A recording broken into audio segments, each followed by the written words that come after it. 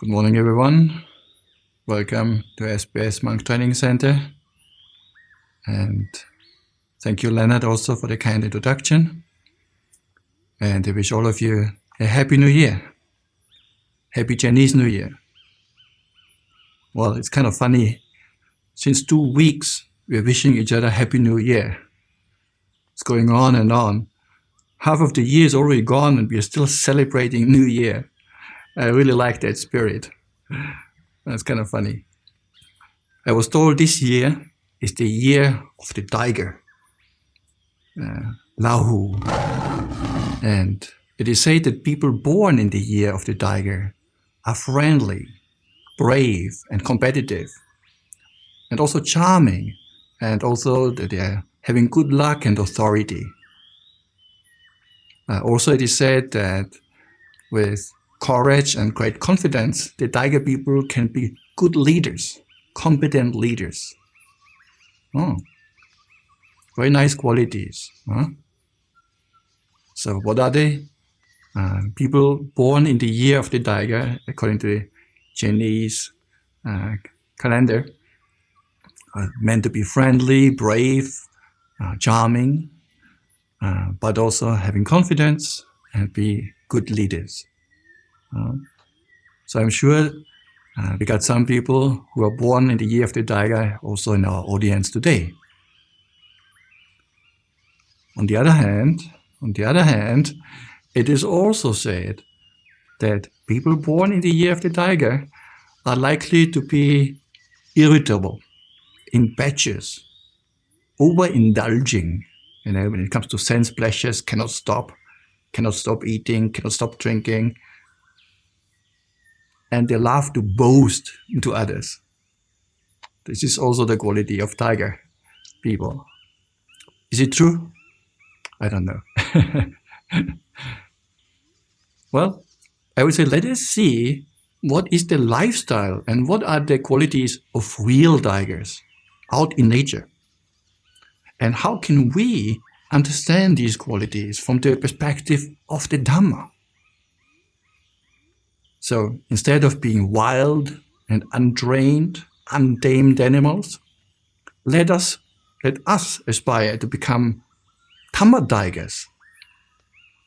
Do you want to be a Dhamma-Tiger? A Dhamma-Lahu?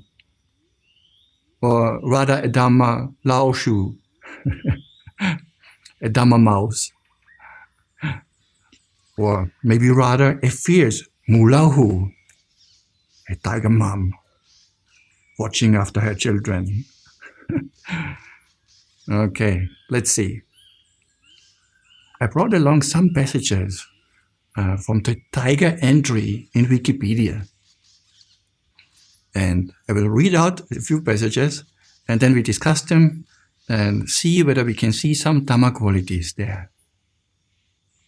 Wikipedia explains, a tiger is a territorial and generally a solitary but social predator, requiring large contiguous areas of habitat where they roam about, which support its requirements for prey and rearing of its offspring, the tiger cubs, the children.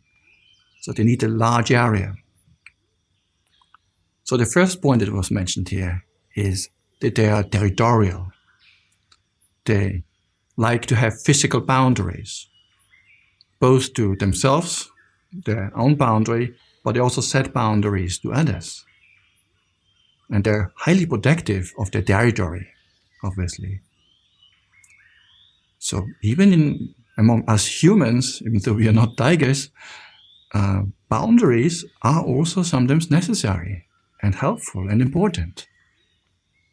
If we are parents to our children, it is important that children learn boundaries. Even though as Buddhists, we try to be gentle, kind, compassionate, but that does not mean that we always have to give in, that we can never say or voice our opinion. No, sometimes it's really important to set boundaries. For example, if somebody wants us to overstep our own ethical standards, You're encouraged by your friends or people in the workplace, or maybe even your boss, to cheat or lie. So it's important that we set boundaries. No, actually, over that boundary, I'm not going. So protecting one's boundary, one's territory, our virtue, this is our boundary, this is our territory. No? And also, like tigers who protect their territory, we might have to make a fence sometimes around our territory, especially if our qualities are weak and still need further development. We might want to protect the mind from influences that lead it in a direction that is not wholesome. And just like the tiger, you might have to chase away intruders. But the worst intruders are not people from outside, or other animals, or family members, or friends, or even enemies. The worst intruders are the enemies that arise from within, the enemies of the mind, the defilements of the mind, the kilesas, the impurities of the mind, like greed, aversion, anger, jealousy, stinginess, avarice. These are the defilements, and these are the true intruders. And when they come into our territory, into the citta, into the mind, into our heart, we do not tolerate them, just like the tiger. You chase them away, right? Because the purity of the mind is important. So these visiting defilements, these agam dukkha, kilesas, we don't entertain them. It's like sometimes also friends, when they visit our house, okay, we let them stay for a while, but if they keep hanging around and they don't know when it's time to go home, we have to gently invite them to move on. Or in the worst case, for some people, you might even have to chase them out. So likewise, with undesirable mental states, defilements, akusala, citta, we try to reduce them and shorten the period. We hang out with them. So in this way, there's some similarity between the actions of the tiger and our own actions and attitudes towards our own mind. And speaking about meditators, what is the territory? What's the domain of a meditator? The four satipatthanas, the four establishments of mindfulness. Body, feelings, mind, and mind objects, or Dhamma categories. This is our proper domain where we roam about. And even in daily life, we stay within that domain. We can always come back to the body, feelings. How does the mind react to sensory input? Is it with greed, or with aversion, or equanimity, compassion, loving kindness? So we can observe the mind. This is part of cittanupassana. We can observe the body, then this is body contemplation, kayanupassana. This is our true domains, our territory. But then it was explained in Wikipedia also, the tigers are solitary. They enjoy their seclusion. And if you read the suttas, you will also notice that the Buddha often highlights the importance of seclusion, especially when it comes to monks. So, living aloof from society, not mixing a lot, and retreating is very conducive to spiritual development. Why? Well, because there are less distractions. You have more time. And I think, as all of us know, social interactions can take a lot of time. Family life, work life.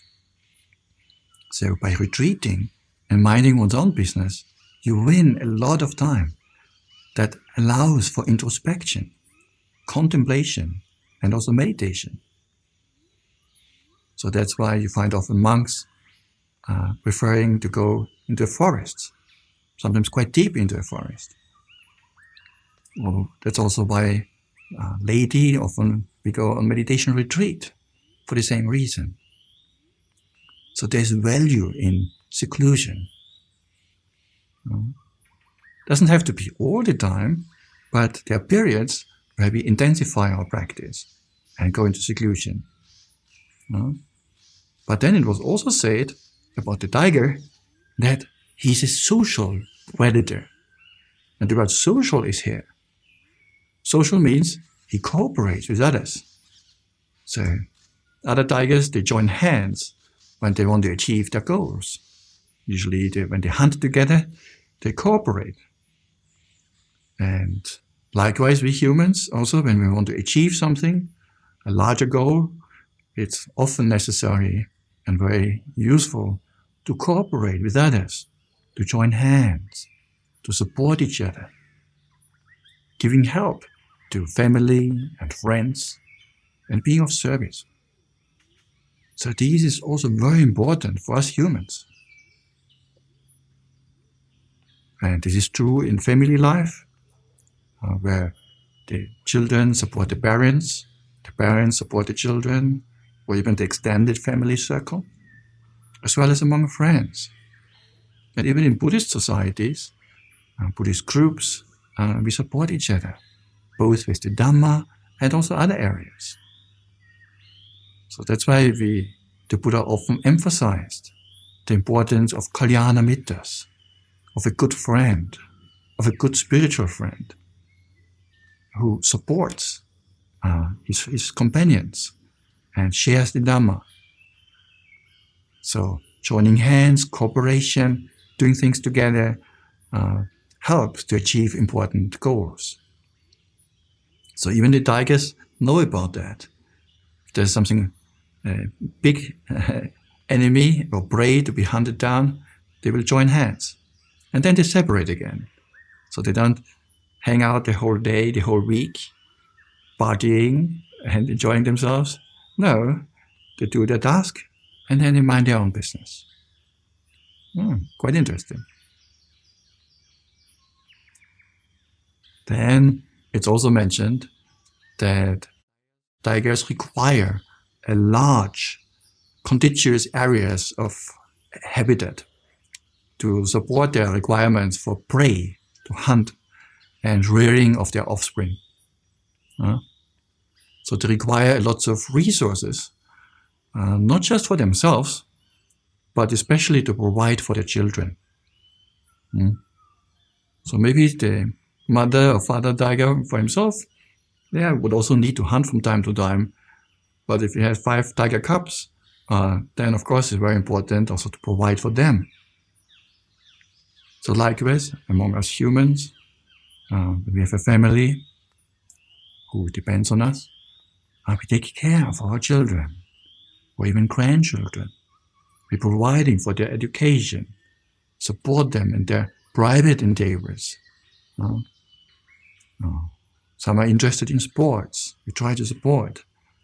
Or music, art, whatever it is. And some of these activities, if you're a parent, you know, some of these activities that your children might get into can be quite costly. So, you for yourself might not need a lot of money. You can live very simply. But then, since we also have children, you might feel pressure and also the need to provide for more so that your children can flourish and develop and follow also their passions to some degree and develop their talents. So, just like the tiger has to go hunting more regularly, likewise we do need to go out, have a stable occupation, and provide for ourselves and also our family oftentimes. So, monks ourselves also, we require a large habitat. And monks also often prefer to live in forests, just like the tigers, which supports the practice of the Dhamma, seclusion, nature, and the mind settles, calms down, and unifies much more easily. And even though there are also monks living in cities and towns. But the lifestyle of a city monk is typically quite different from a forest monk. And city monks often also will have functions to fulfill towards the society there, like wedding, funerals, a little bit priestly functions. And often the forest monks are not really into that. So they prefer to retreat more and dedicate more of their time towards meditation. There are exceptions, of course, but just roughly outlining the differences between city monks, temple monks, and forest monks. And actually, we should not be overly judgmental, because both categories or both lifestyles have important roles to fulfill in the larger Buddhist society. So the city monks help for the laity to connect with the Dhamma. They often share the Dhamma. They will be part of these social gatherings, family events, and in this way regularly hear and encounter the monks and have some contact with the Dhamma at important stages of their lives. But we also need the forest monks who cultivate the Dhamma to a very high degree, hopefully, and put it into practice, and are living as living models of the pinnacle of achievements, of striving for the goal for Nibbana. So that's a similarity among them, but also differences. And then, just like the monks like to live in the forest, many of them, in the Dhamma also we rely on our teachers and are dependent on them, just like the tiger cub depends on its mother and on its parents. We also depend on our Dhamma teachers, who share the Dhamma with us, help us, guide us along, so that we can develop. How long does it take for a tiger cub to grow up? 2 years. How many of your children have grown up within 2 years? Not possible, huh? Many years go by where we have to take care for each other and raise them up. So, in this sense, there's a small difference in the terms of commitment that it takes, but then also many more years will follow where they can stand on their own feet, and then later maybe also support the parents when the parents become old and depend on their children. At least traditionally, that's how it used to be in Buddhist societies or even non-Buddhist societies around the world. Nowadays, maybe the state or government takes over some of these functions, depending on the country, where there might be a social network or social welfare system that takes care of the elderly, which also has pros and cons. Okay. So, Wikipedia also mentions that the tiger cubs stay with the mother for about 2 years and then they become independent and leave their mother's range to establish their own territory. So, striving for independence. Not living with the parents until 40, which is also not uncommon, I hear, but trying to earn a living on our own and becoming independent eventually. And typically also, at one point, establishing one's own family when the time is ripe. At the same time, we also don't want to push our children towards making these important steps too early. You have to be ready for that as well. And if you do it too early, there might be other shortcomings in their parenting skill.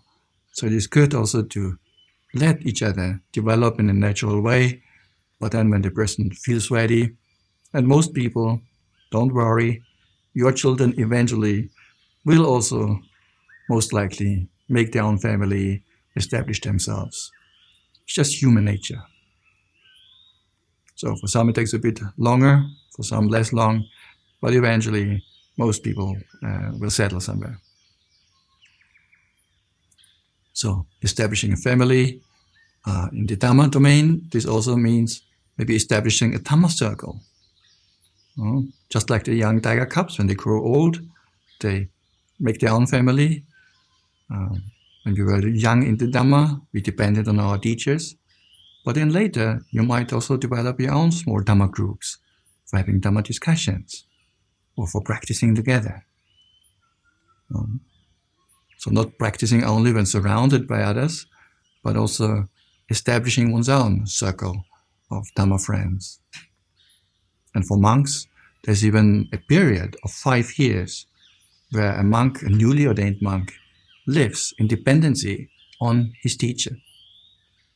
So these 5 years are meant as a training where a newly ordained monk will live with his teacher and with a community and learn how to wear the robes, how to conduct oneself as a monk, the monk's rules, about the Dhamma, about meditation.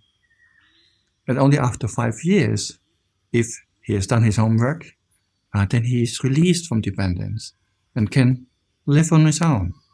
Maybe even go in a cave or a very secluded place. Doesn't have to live with others anymore.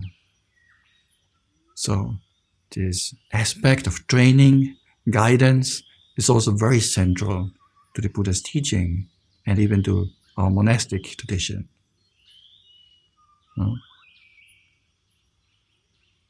It's also mentioned that, and this is not so uplifting, that since the early 20th century, the tiger populations have lost at least 93% of their range and have been extirpated from Western and Central Asia, also from Java and Bali, and large areas of Southeast and South Asia and China. So these were their normal habitats, and 93% are gone. So just in the last 100 plus years, 93% have been extinguished. In the past, tigers were a very common sight and occasionally even a threat to forest monks.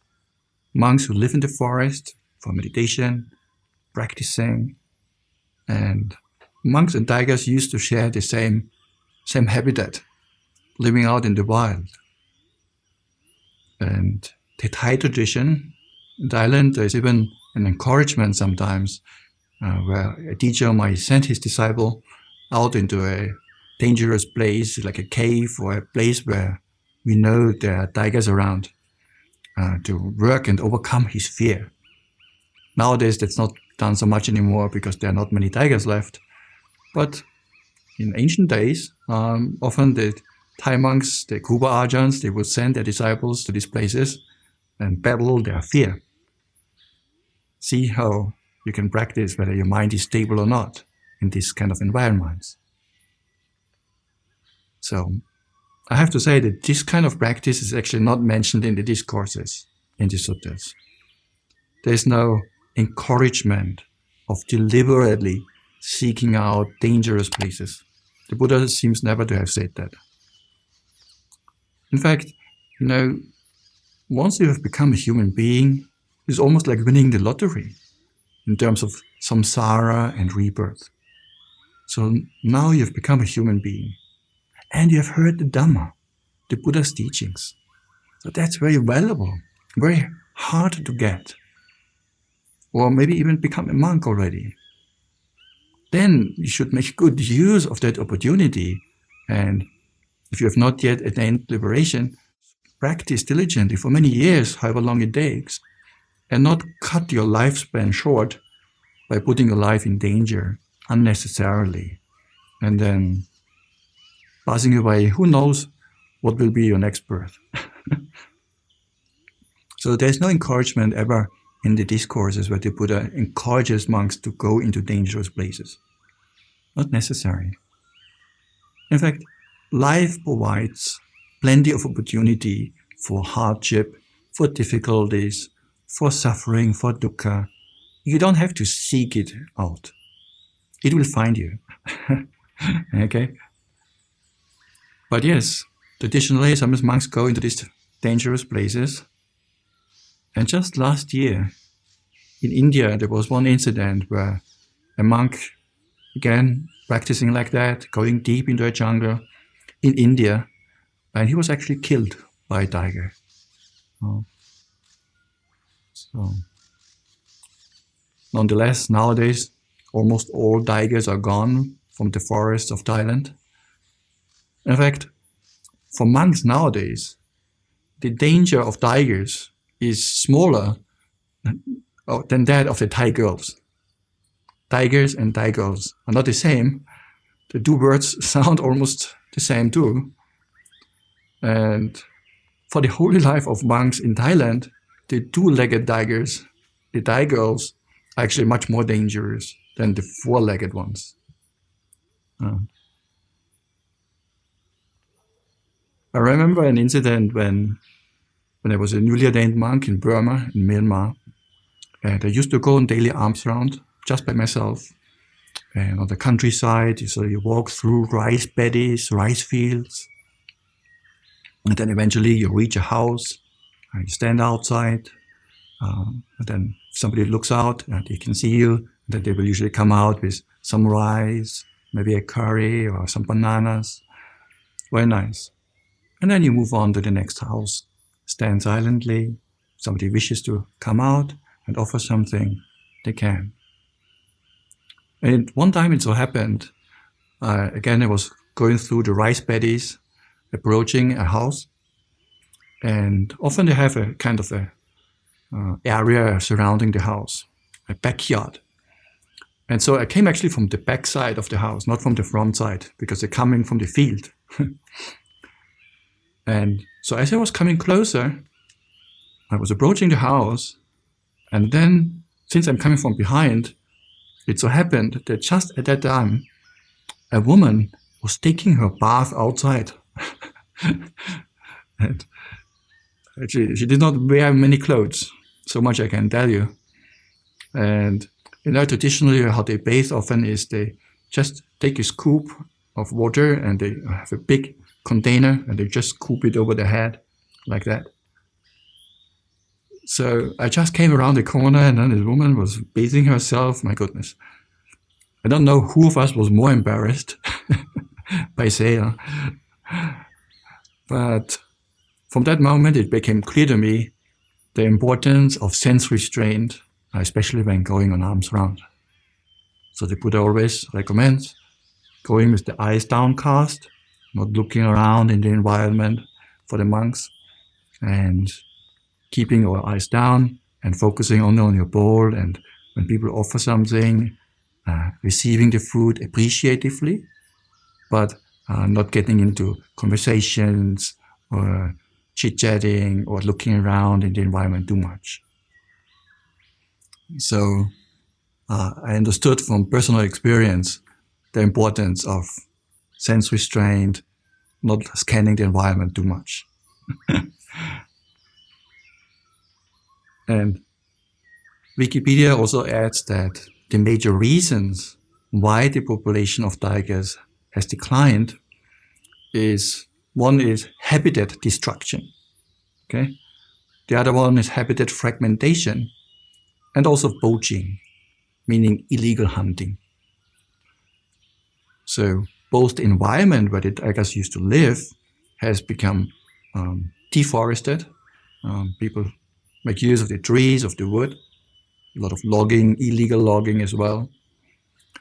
So that is one reason. But then also the tigers themselves became a commodity and people were hunting them either for their fur or for their teeth or even some of their organs. In some places they sell them and maybe some people expect that they have some special powers. So all kinds of things going on here. So different reasons. So what do you think is the main cause and reason for the tigers dying out and their habitat being destroyed?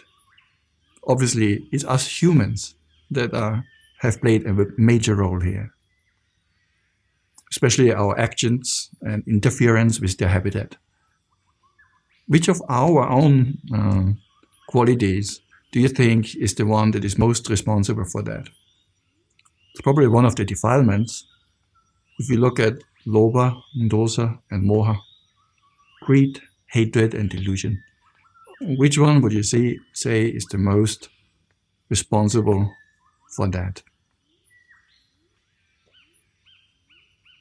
Could be a bit of a combination, but I think it's mostly lobha, greed, desire for wealth or property, gain. That's why we hunt and why we cut down the forests. We want to have the wood. So it's not because people have hatred towards the tiger that they kill the tiger, but it's more greed towards the resources where the tiger lives, or the tiger himself as a resource. So because of hunting down and also chopping down all the trees, global warming is another side effect of that, and another big issue nowadays. So again, the main reason there seems to be our tendency towards greed and lobha, and not being able to balance that out properly and keep it in check, knowing how much resources can we extract from nature, from our environment, without the environment suffering. So yeah, if every now and then we take out a tree, that's okay, and we plant new ones. But then if you cut out 100 trees and plant just one, well, the balance will not be restored for a long time. So, yeah. So anyway, so I thought about sharing these small similarities between how tigers live, how we humans live. And it's quite interesting, and there's some overlap there. Being Chinese New Year, New Year, at least in the West, is also often a time where we reflect on how we live, we reflect on our life, as a time to look back. How did we spend our time? How did we spend our days? And as the Buddha often says, the days and nights are relentlessly passing. How well am I spending my time? It is a reflection that the Buddha says we should frequently undertake. The days and nights are always passing. How well am I spending my time? So New Year is a good occasion to introspect and check, how am I spending my time? Am I developing? Or am I digressing? Or am I losing my good qualities? And what areas can I develop altogether? In which areas am I doing well? Where am I not doing so well? And there are 5 areas that I have identified where we can check ourselves. Just to take a status quo, where am I? And then maybe see whether one or the other would need some extra degree of cultivation. And not all of these areas are hardcore, only spiritual qualities. It's a combination.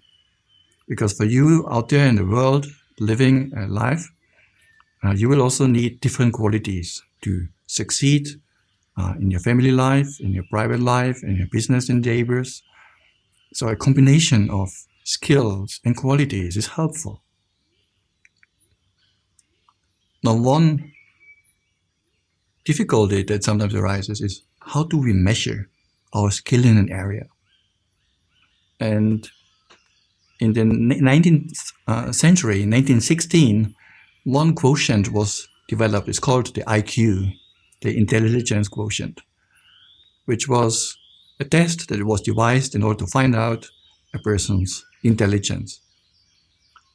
So you solve some puzzles there, and then out comes a number that tells you roughly how well you do in general intelligence. And that test was developed particularly for military purposes, where it was important to identify capable people for military service, highly intelligent people who can solve difficult puzzles on the fly, or literally while flying sometimes even. And when there's some technical issue, coordinating things, and a lot of money is connected with that. So they had a strong incentive to develop these IQ tests and make good use of that.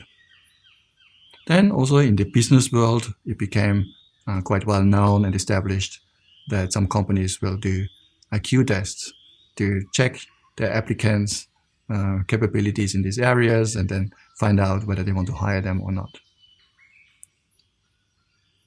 So that's their origin. And I'm not 100% sure to what degree IQ can be practiced or developed. Maybe for some of you, if you can leave some comments on Facebook or YouTube, let me know. I'm not 100% sure whether this is something you can further develop or this is just based on your genetics. But I have heard at some point that you can practice things and your IQ will actually increase. Just not 100% sure the source is reliable or not, but I did hear that one can practice also IQ.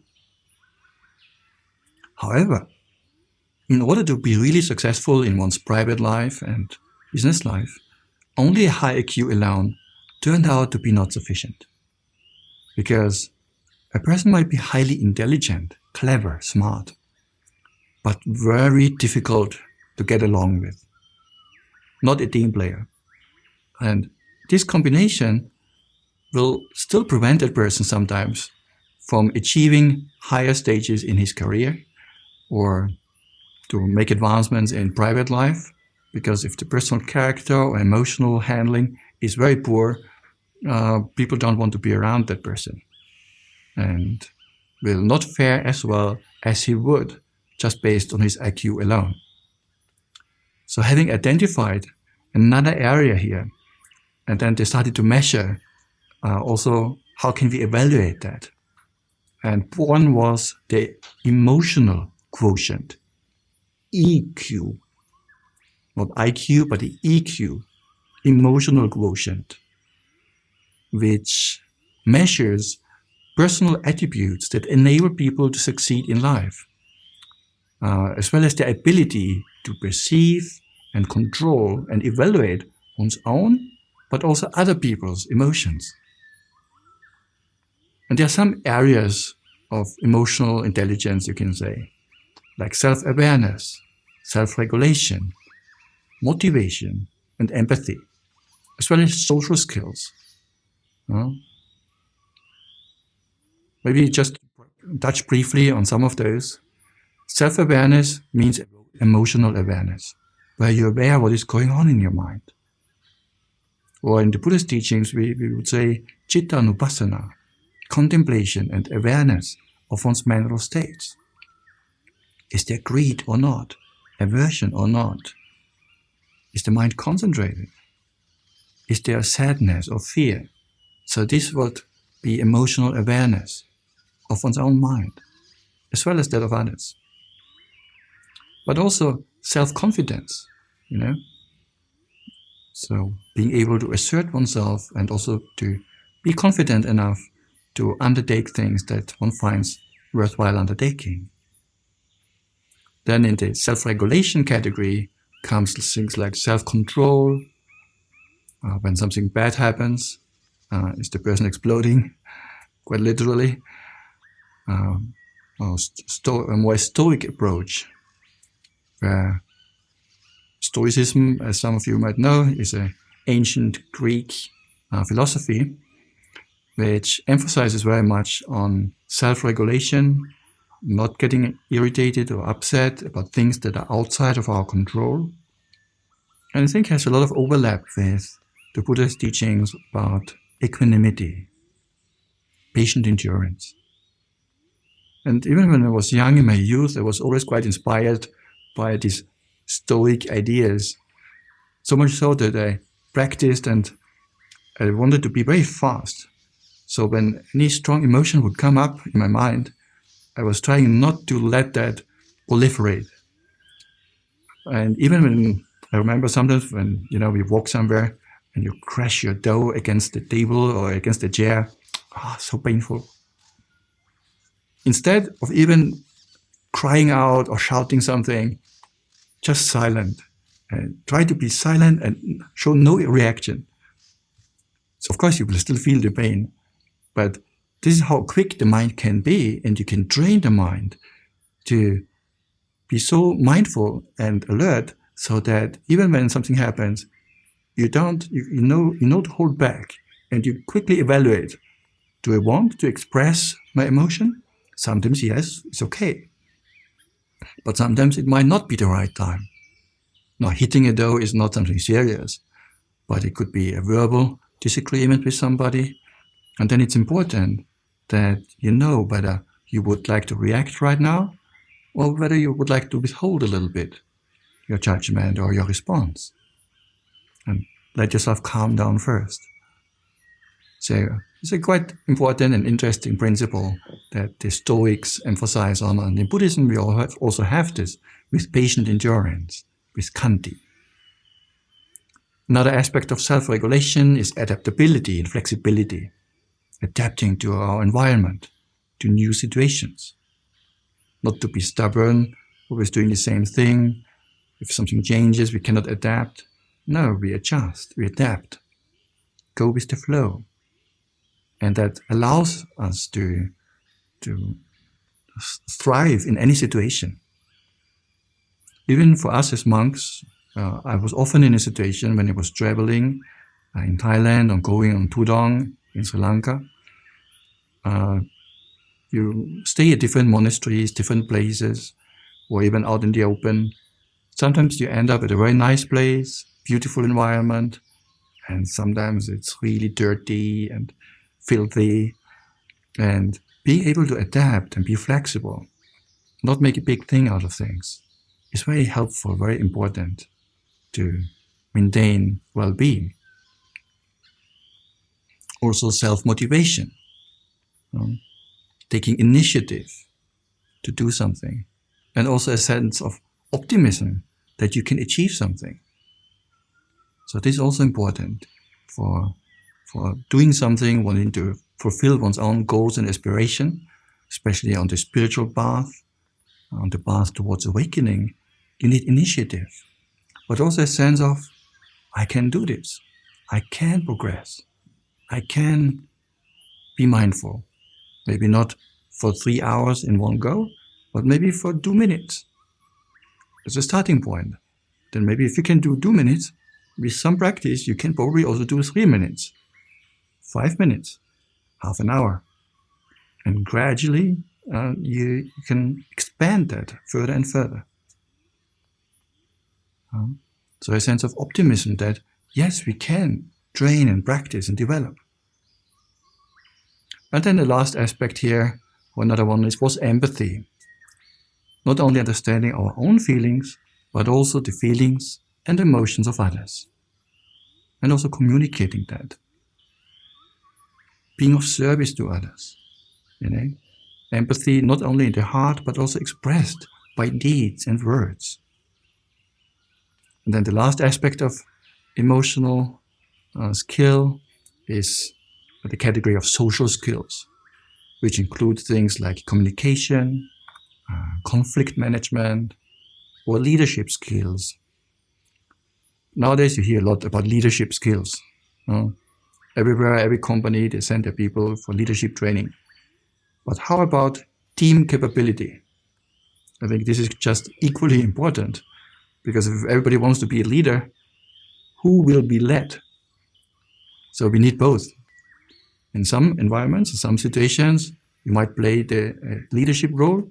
In others, it's required to follow and to adjust and to let somebody else take the lead.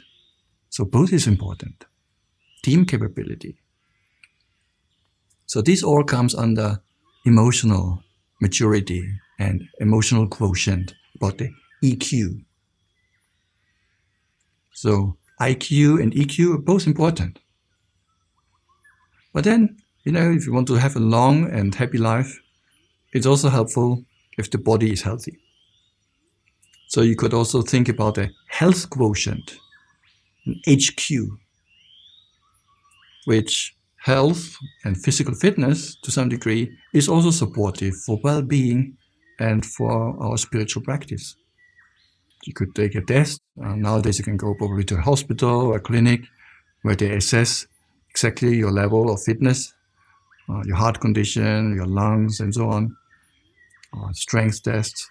And then if it turns out that there's some weakness, you might want to compensate that and do some light exercise, cardio, or also for the muscles and sinews and bones. So assessing your own health can be important, and at times to counteract and to exercise will help to also maintain good physical health also until old age. That is the third area. Fourth area, I don't think that exists out in the world, but you can think about an MQ, a morality quotient. Morality quotient. What's that? Well, you can assess your level of virtue. How well am I able to maintain? In your case, the 5 precepts. To abstain from killing, even insects, mosquitoes, ants, stealing, sexual misconduct, lying, or intoxicants. How fit am I in this area? How able and for how long can I maintain these precepts? And if you see some weakness there, you might try to compensate and try to train yourself to, in future, find ways to maintain them for longer and better, more continuously. So morality, ethical standards, are very important in our life, both for ourselves, but also for those with whom we live, who depend on us, and who want to be able to trust us, to trust our word, and to feel safe. So our moral standards, our ethical standards are very helpful in relationships, on the workplace, and everywhere. And lastly, you can think about an SQ. Nothing to do with the military. SQ is the spiritual quotient. You can try to assess what's your level of lobha, dosa, and moha, greed, hatred, and delusion, or their positive counterparts, like non-greed, or generosity, non-hatred, loving-kindness, non-delusion, wisdom. So this would be another area to introspect and see, maybe I have a weakness in one or the other area. Or my spiritual faculties, faith, energy, mindfulness, concentration, and wisdom, are they highly developed? Or maybe they're a bit lacking, some of them. And then to cultivate those that are not so strongly developed. So I find these 5 areas very important to take a whole picture of how one is doing, and then assess and then emphasize those that are weakly developed and develop them further, and those that are already well developed. One can still continue developing them further, but emphasizing also on those that one naturally maybe has neglected a little bit. So what are the 5 areas? Let us summarize. The first one was IQ, intelligence quotient. Second one was the EQ, emotional quotient. Third one was, what was the third one? HQ, health quotient, physical health. Next one, number 4, MQ, the morality quotient, about virtue. And lastly, the SQ, our spiritual quotient, the level of greed, hatred, and delusion, or their counterparts. So all these factors can and should be developed, and not to be imbalanced, just practicing one out of the 5 and neglecting the others. So a holistic approach is helpful, just like in physical exercise. You don't exercise just one arm or one leg, right? We exercise both sides of the body. Likewise, if you develop all these 5 areas together, the life will become fulfilled and holistic and well-balanced. So I would like to encourage to identify which of these areas do you think, for you personally, might be a bit underdeveloped. Maybe it's health, maybe it's your moral standards, maybe you didn't pay much attention to the spiritual side of yourself. And then make a determination to put in regular effort towards its development on a daily basis, maybe just 15-20 minutes. No? So, which one did you identify as being in need of more training? You will know. Okay. I think it's getting time to come to an end of our Chinese New Year session this morning. And don't forget, you always have a choice of either being a fierce Mulao or a timid Dhamma mouse, or maybe a Lao Tzu, or a loving and caring and compassionate Dhamma-Tiger, a Dhamma Lao Hu. So which one do you prefer? It's up to you. I wish you much happiness, success, health, and also spiritual wealth. And most importantly, complete freedom from suffering and the attainment of Nibbana.